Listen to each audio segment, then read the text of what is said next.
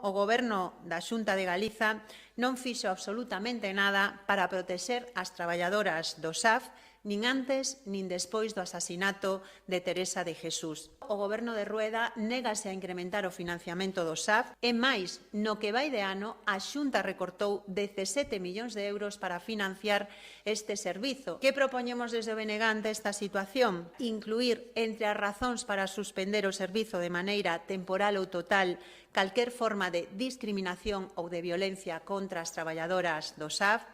En segundo lugar, propoñemos incrementar o financiamento deste servizo no inmediato e con carácter urxente até os 17 euros hora con carácter retroactivo e ir aumentando progresivamente esta cuantía até acadar os 20 euros hora en 2027.